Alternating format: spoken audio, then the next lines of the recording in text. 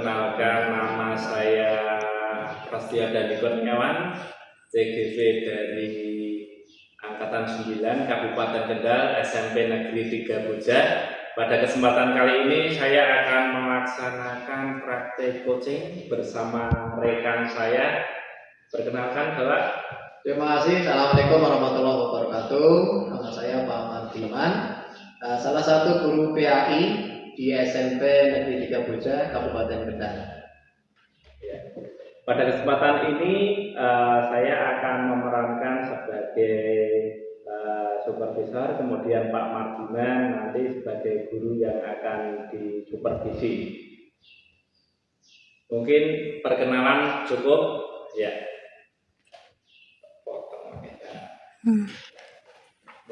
Mulai. Assalamualaikum warahmatullahi wabarakatuh, Pak Mardiman. Assalamualaikum warahmatullahi wabarakatuh. Waalaikumsalam warahmatullahi wabarakatuh. Ya, Pak Mardiman, pada kesempatan hari ini nanti kita akan melaksanakan supervisi. Saya selaku supervisor akan menyampaikan nanti tahapan kita melakukan supervisi. Yang pertama nanti ini Pak Mardiman, kita akan melakukan pra-observasi dulu. Kemudian nanti setelah itu kita lakukan observasi. Saya ikut di kelas Pak Mardiman. Besok dilanjutkan dengan pasca observasi.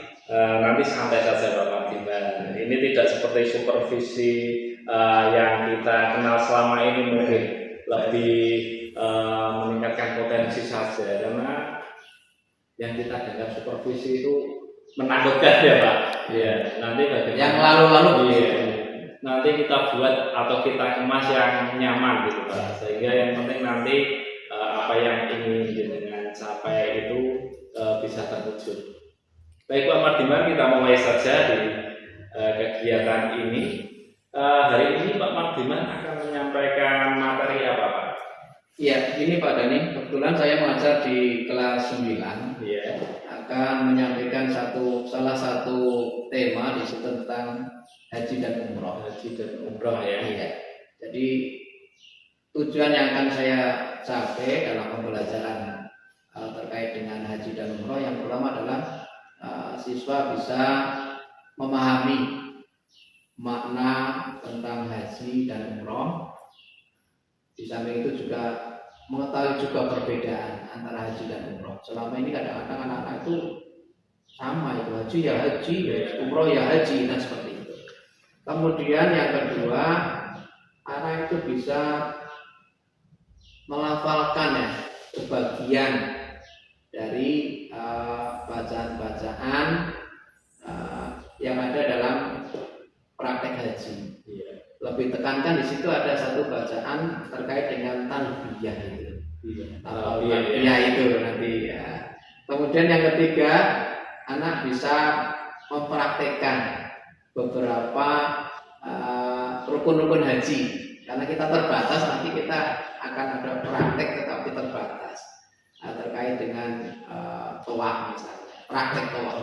Iya. Ini nanti kira-kira ketika nanti saya masuk di kelas, Pak Mardiman mengajarnya berapa jam itu Pak? Secara jadwal itu 3 jam pelajaran. Oh, 3 jam. Iya, 3 jam pelajaran. Iya. Untuk tujuan pembelajaran sendiri apa Pak Mardiman yang ini dicapai nanti?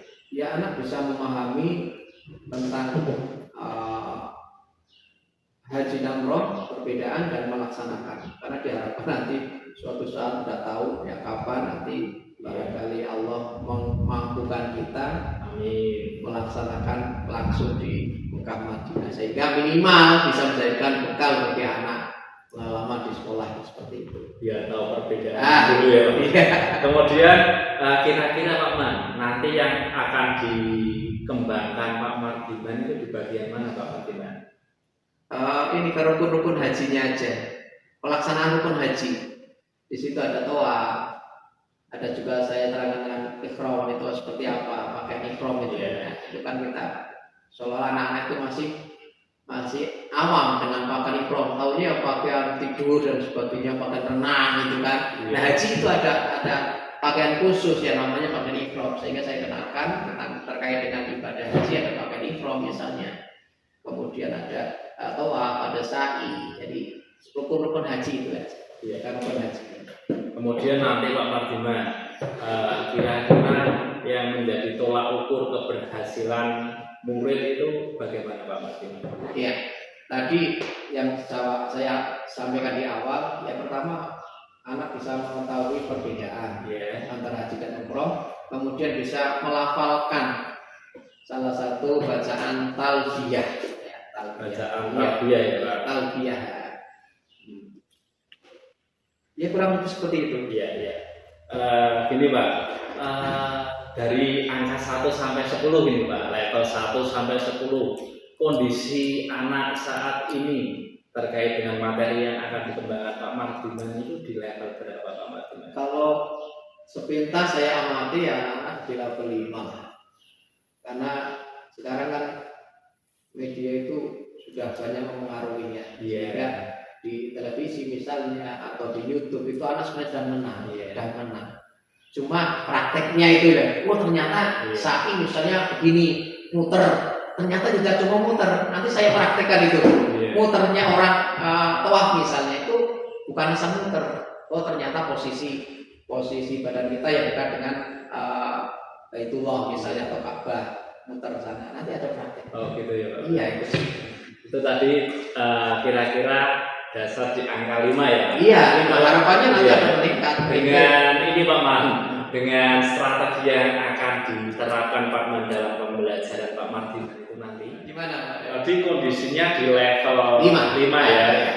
Kemudian untuk mencapai level 5 yang akan Bapak terapkan strategi Pak Mardiman nanti di kelas bagaimana Pak saat pembelajaran?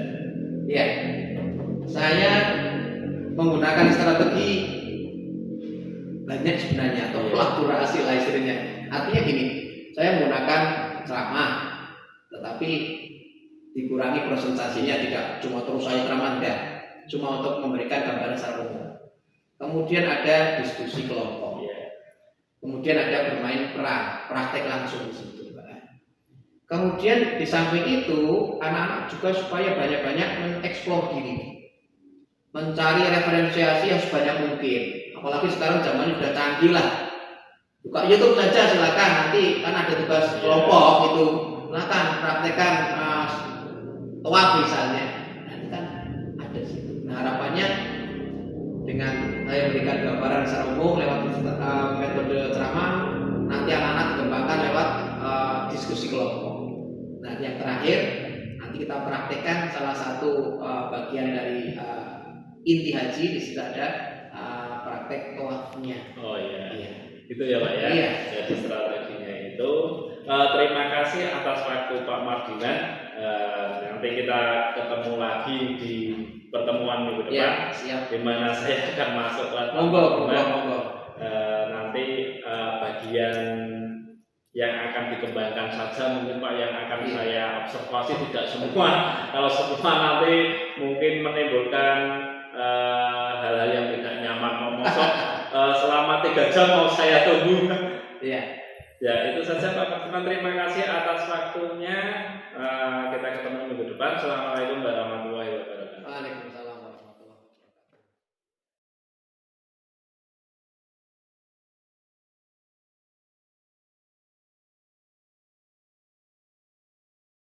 Assalamualaikum warahmatullahi wabarakatuh. Sebelum kita ke observasi di dalam kelas, apakah Pak Mardiman sudah memahami terkait dengan rubrik penilaian yang akan Pak Mardiman lakukan nanti? Insya Allah sudah Pak. Ya, makanya persiapan ini mulai dari perangkatnya, kemudian buku-buku penunjang, kemudian memilih strategi atau metode yang digunakan itu apa saja, kemudian juga target pada anak seperti apa dan pengembangannya. Untuk penilaian sendiri ada penilaian awal Pak Mardiman? Penilaian awal ya sebatas untuk perannya ya, pengetahuan saja secara sederhana. Misalnya tanya secara lisan misalnya. bagaimana misalnya apa pengertian haji, apa pengertian umrah misalnya, itu aja sebatas untuk mengetahui kemampuan anak awal itu aja. Iya. Untuk memetakan kebutuhan. Ya, memetakan betul. Iya. Kemudian ini Pak Madiman, nanti untuk penilaian keterampilannya sendiri bagaimana? Penilaian keterampilan, karena nanti kan saya ajak untuk bermain peran atau praktek ya. Nanti setelah itu masuk ke kelompok-kelompok masing-masing, dan setiap kelompok nanti punya tugas untuk mempraktekkan. Ya. Tapi tetap penilaian ada secara individu juga kelompok. Individu tentang kemampuan misalnya bacaannya. Kemudian kelompok secara kekompakan. Waalaikumsalam warahmatullahi wabarakatuh. Apa kabar pagi hari ini anak-anak? Sehat ya? Sehat. Waras juga ya? Kadang ada sehat tapi tidak waras. Dan sehat jasmani dan rohani. Ya baik. Untuk pagi hari ini masuk semua?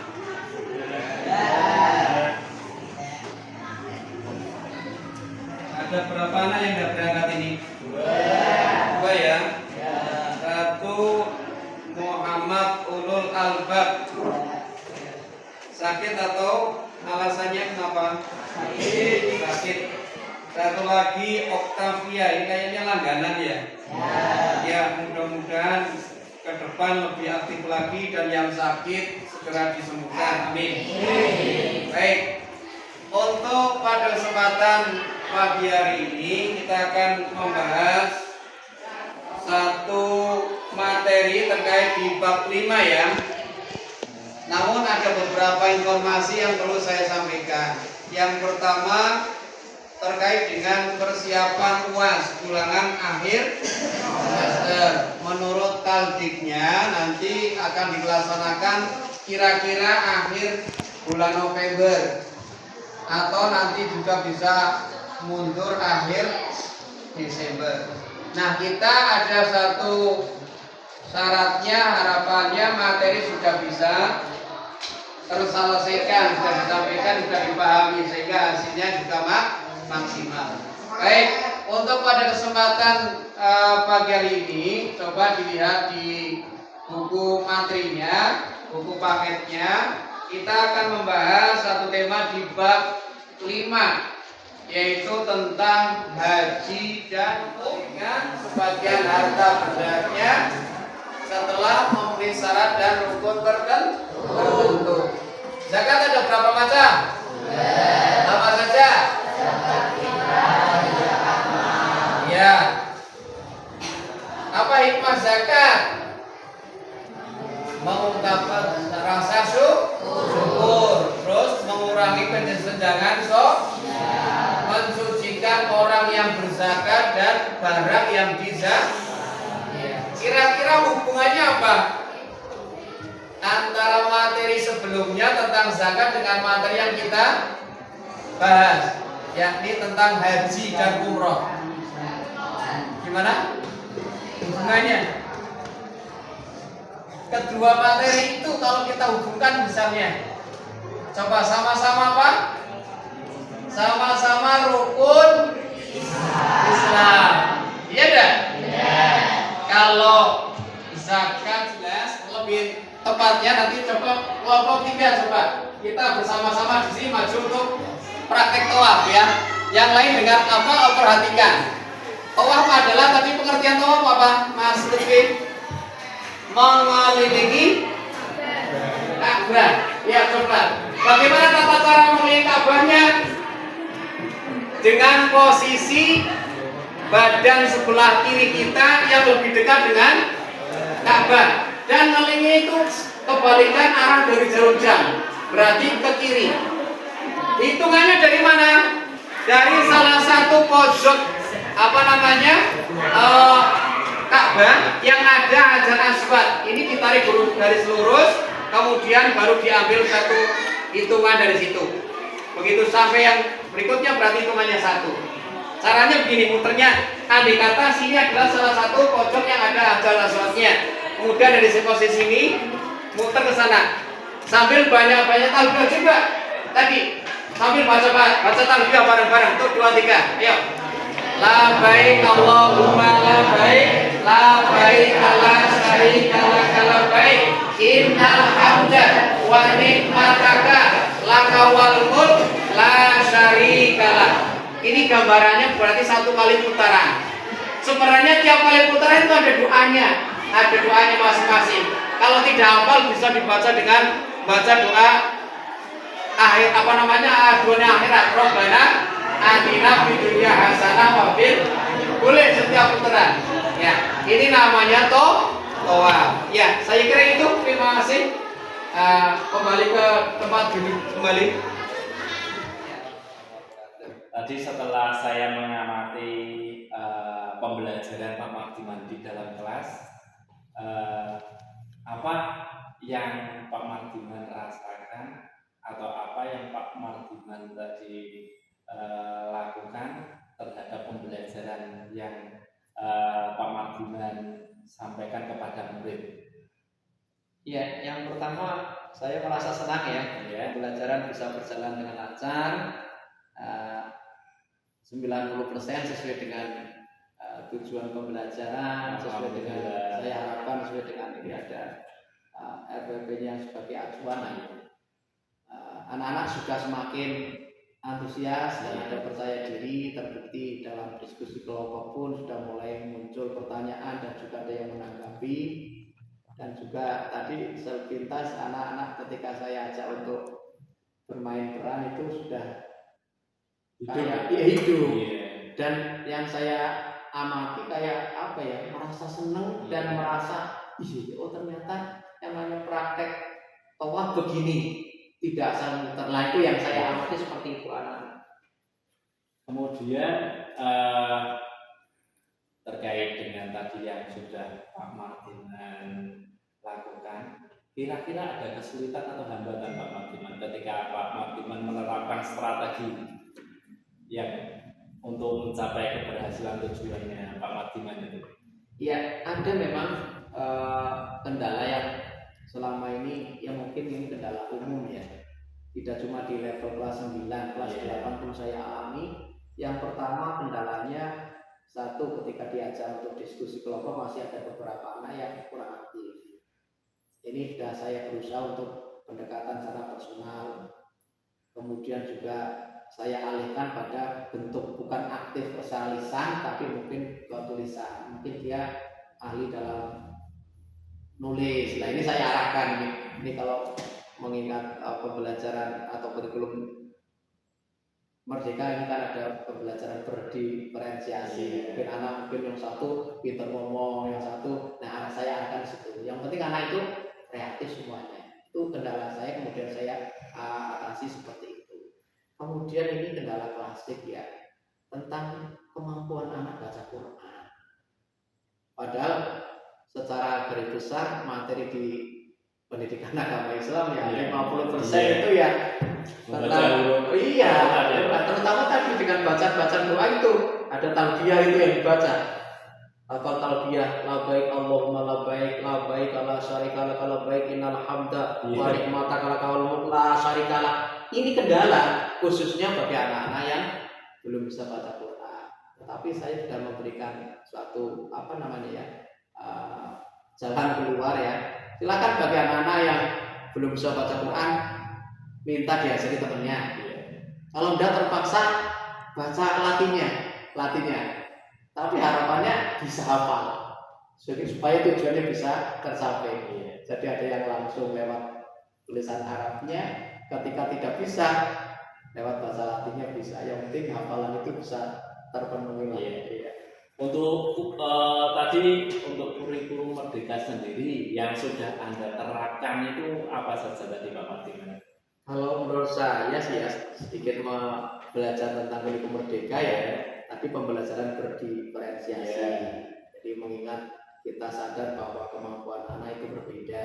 Saya juga perlakukan berbeda sesuai dengan potensi masing-masing. Oh, si anak itu bakatnya di visual ataupun percakapan. Sementara yang lain mungkin mampu tapi dan lain. Saya arahkan ke tadi sehingga dalam diskusi kelompok pun bisa berjalan dengan baik.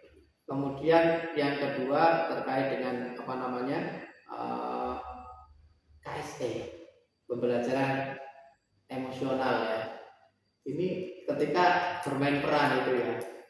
Ketika bermain peran itu memang ada yang mungkin sedikit mungkin merasa kesel, ada yang merasa bangga, itu ada ya.